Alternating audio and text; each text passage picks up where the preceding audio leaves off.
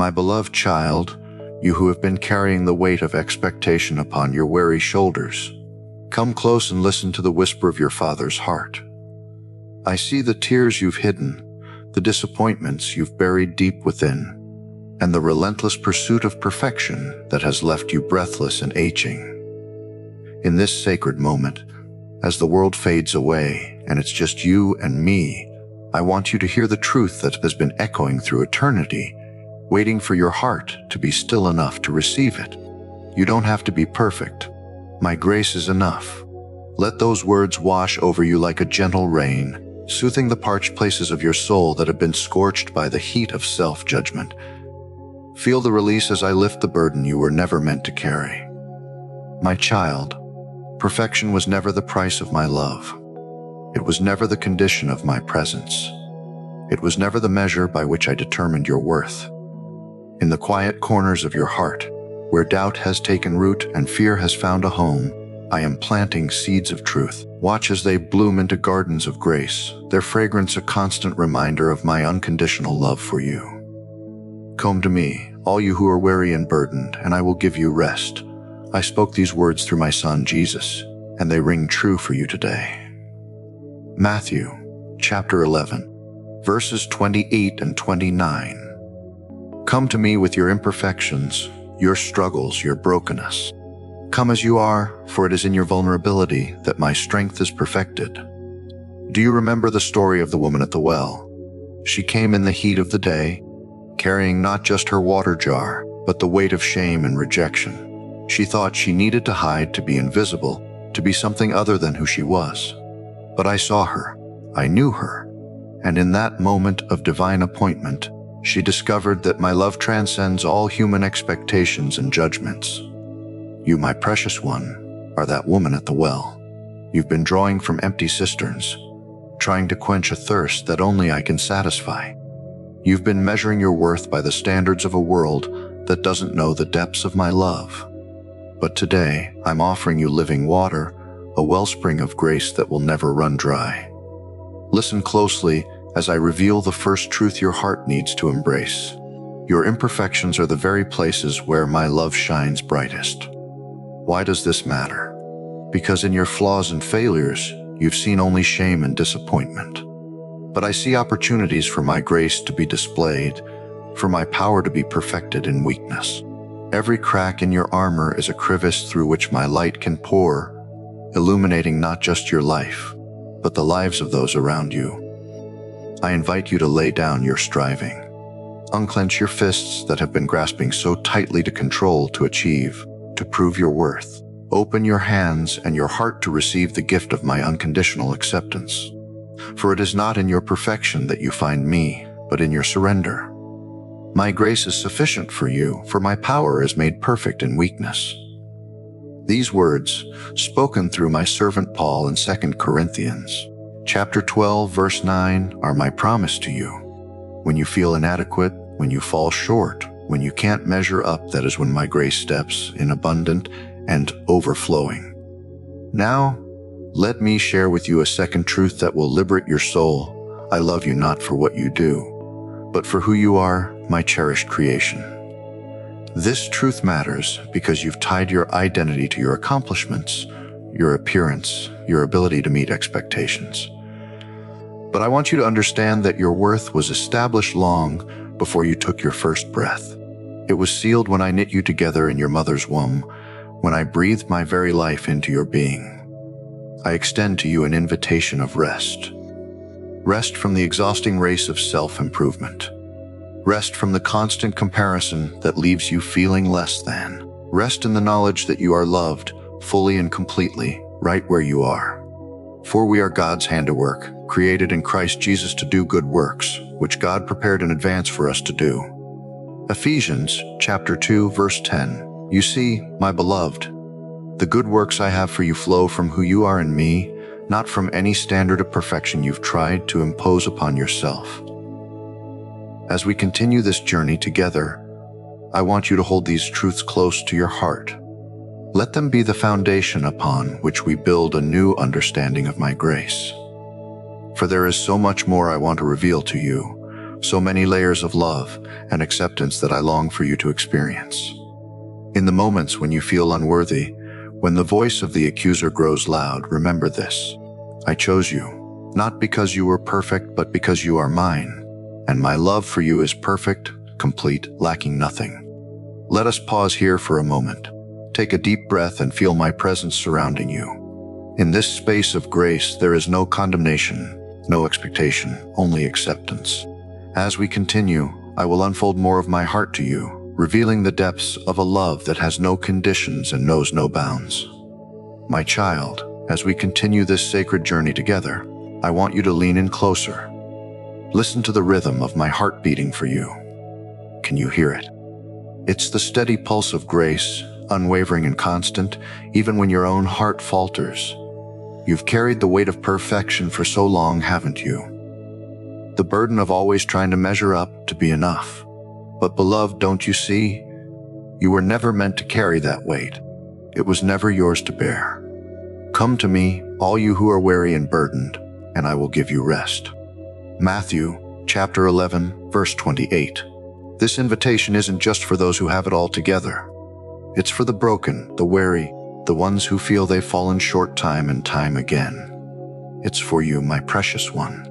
Let me tell you a secret that heaven has known since before time began. Your imperfections are the very spaces where my grace shines the brightest.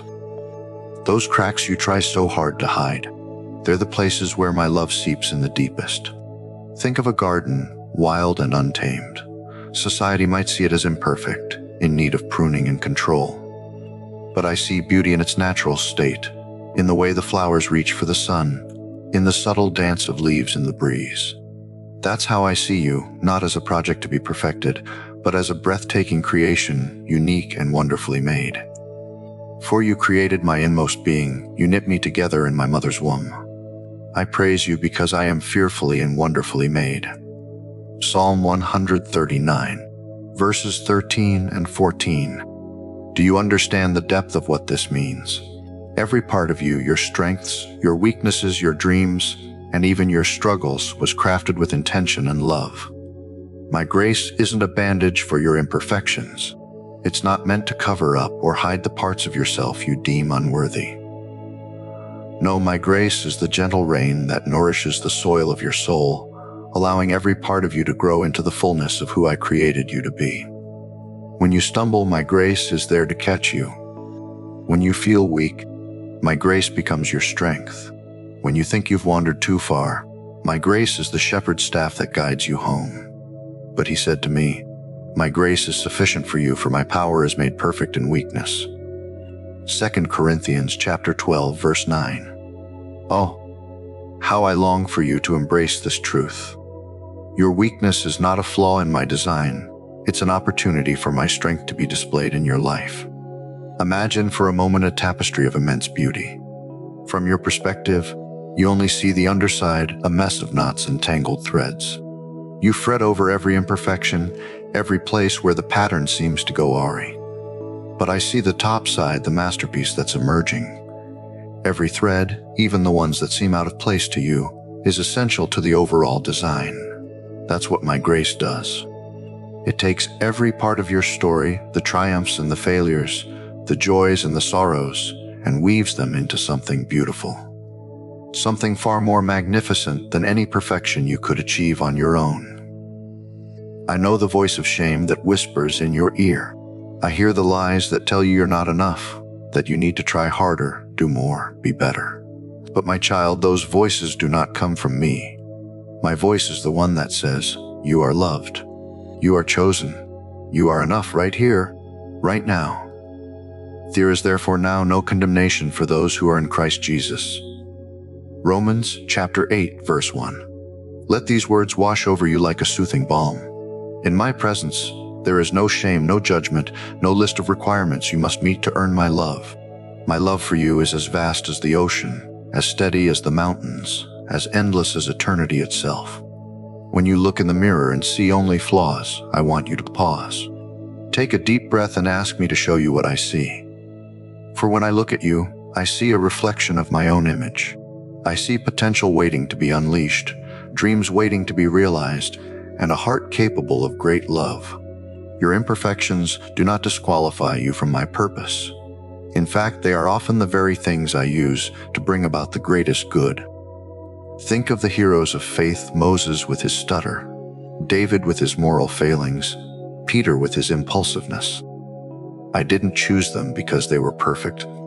I chose them because they were willing to let my grace work through their weaknesses. But God chose the foolish things of the world to shame the wise.